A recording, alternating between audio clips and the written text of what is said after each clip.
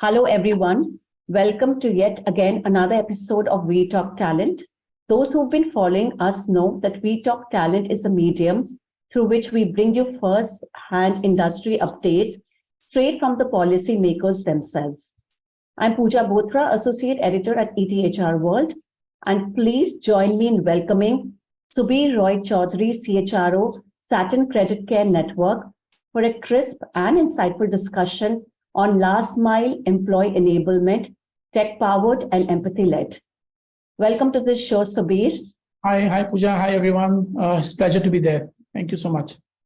My first question to you is, considering human capital management is an integral part of good business practices in the microfinance sector, how are you enabling your brand to remain competitive in this complex business environment? Okay, so firstly, let me quickly give you an insight, a brief of the organization. So we are a microfinance company, as you said. We are more than 10,000 people, and as a group, we are almost 2,500 people. The group has housing finance and an SME entity with us, and it's a high-touch business. While it is enabled through the tech platforms which is there, so obviously culture becomes a very important aspect of our business. Okay. And we have been laying a strong foundation, and culture has become a center stage since 2016, the time I came into the organization almost 7 years back. So what do we look at from a culture perspective, and how do we stay at pace with the industry from a branding point of view? I think very important aspect for us is the Great Place to Work scores. And we were ranked 38 last year, and we are very hopeful that we will probably be doing well this year. From nowhere, in 2016-17 to a 30th rank in probably next 5 years speaks volumes about the cultural transition that has happened in the organization. So one is that. Second is the Glassdoor reviews that, so we monitor that very closely, and we look at what are the things that you learn from them, what are the issues which is there. Second important thing that we believe in is open communication. I think as our employees are based out of 1,000 locations across the length and breadth of the country, so open communication is very important to build a culture, to be at pace with the industry. And of course, a very important aspect is social media campaigns which are there, because that's something that puts you forward and probably makes you be with the industry in terms of what are the practices that we as an organization preach, right? Third, I would say we look at some of the important aspects like top talent attrition and what are people talking about, especially the ex-employees. What has been our percentage of people who want to come back, and I'm very proud to say that around 20% of people who leaves wants to come back to the organization. So that's a very high ratio compared to the industry that this particular industry has, the attrition this particular industry has. Another important aspect for branding is how are we able to attract talent, and how fast are we able to attract talent. We may not be the big name in the industry, but we are amongst a very big name in the microfinance industry. And the best part of it is that we don't attract talent from the microfinance industry only. We look at BFSI, we look at FMCG. So how are people, for example, the IT team is completely from the IT industry. How are we able to attract talent, is a very important aspect which is also considered. I think fourth is our employee value proposition and the retention tools. So if you have a happy employee, if you have a wonderful employee experience, your people will become brand ambassadors.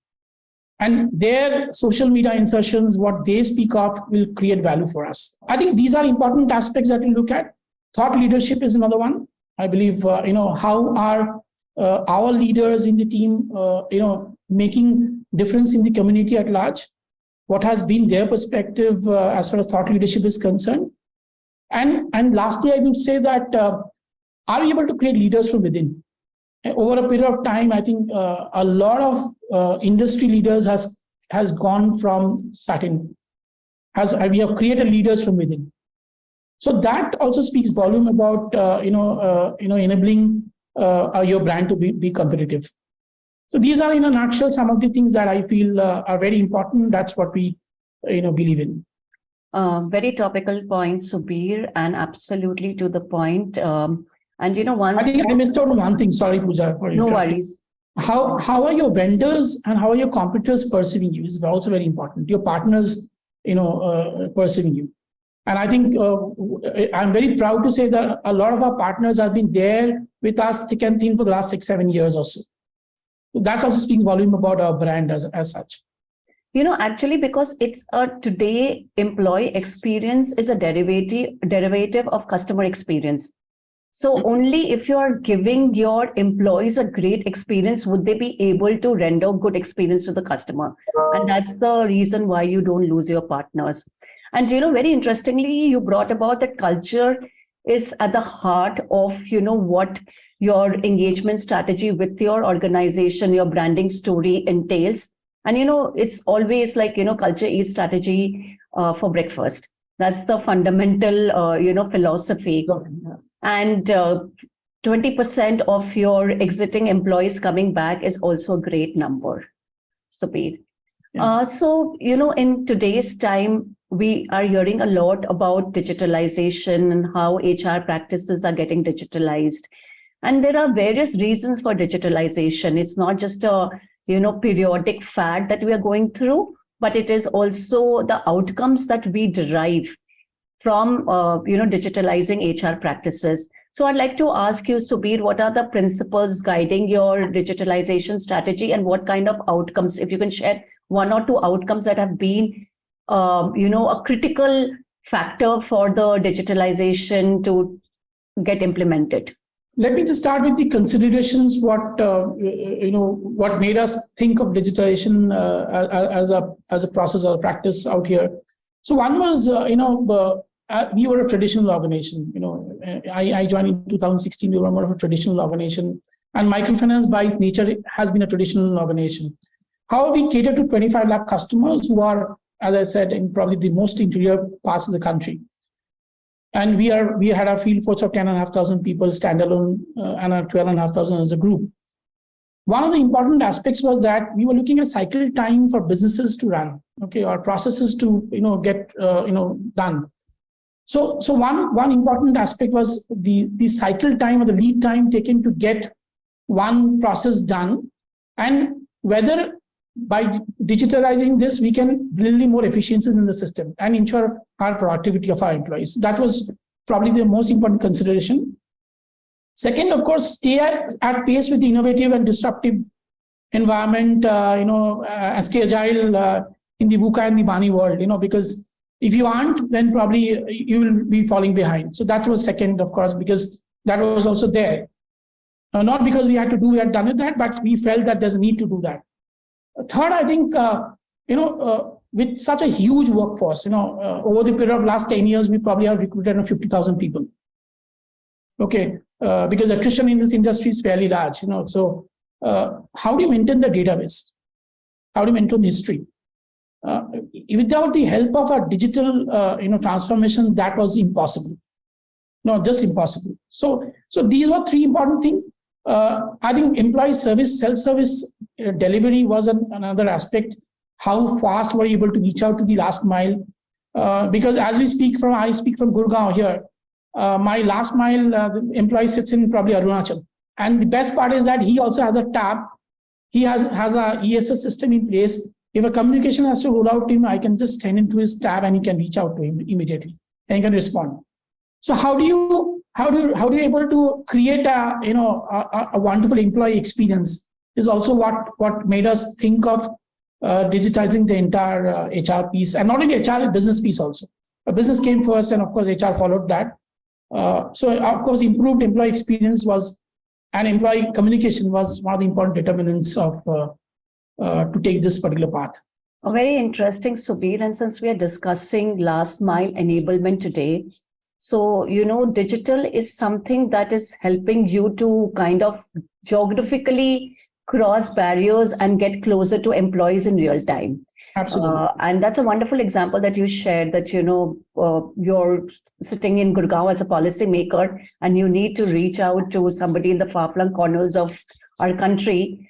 how do you do it? And digital is a great tool to be able to help you do that.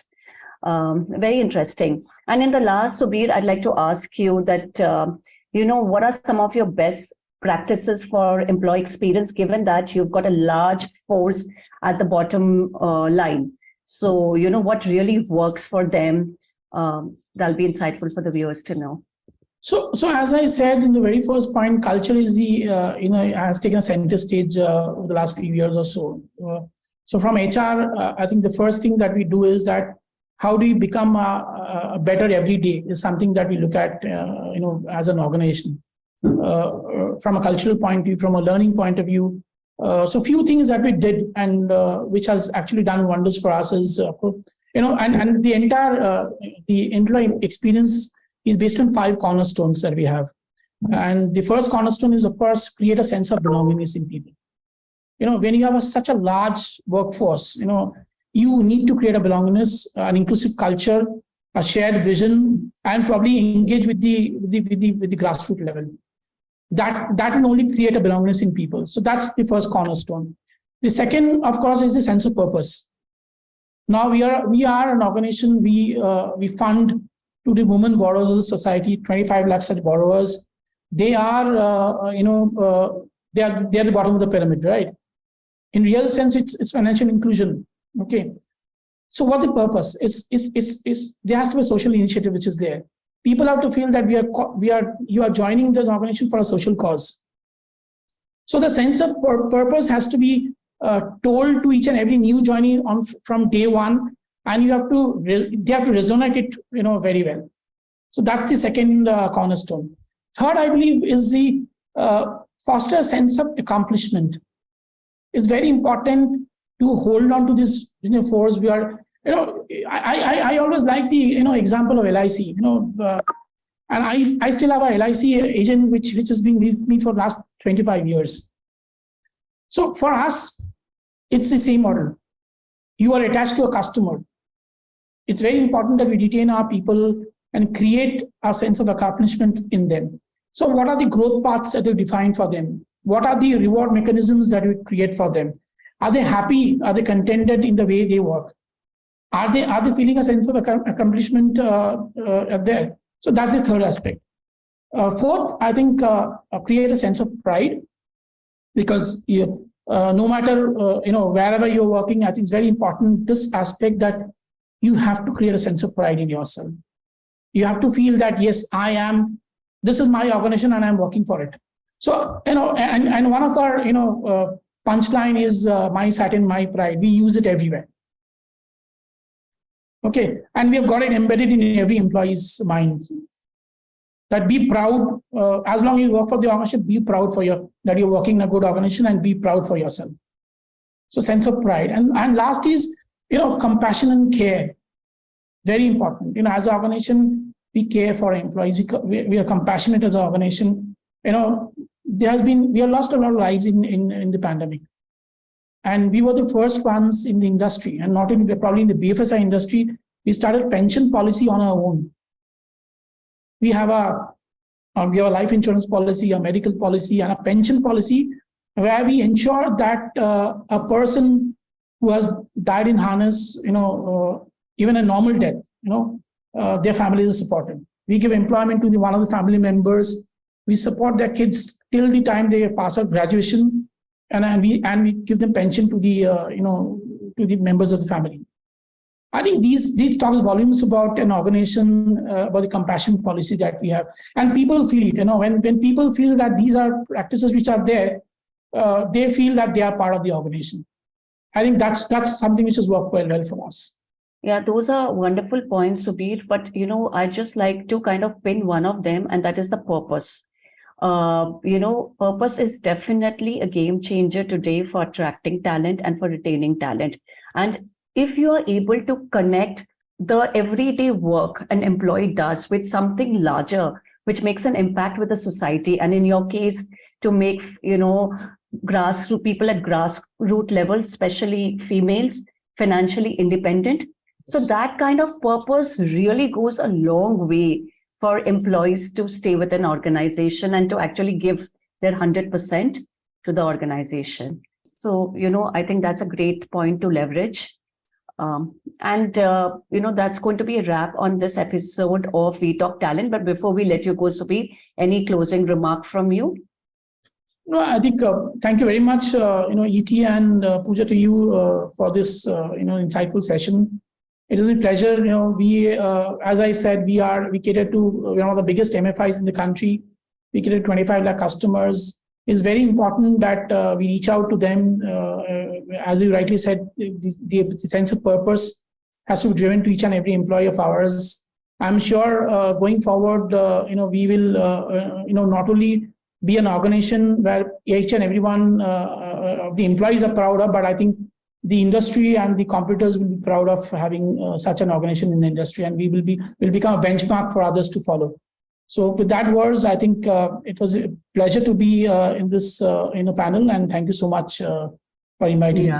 So thank you for joining us, viewers. And I'd like to close by saying that, for an industry to flourish, all the players within the industry also need to kind of give strength to each other.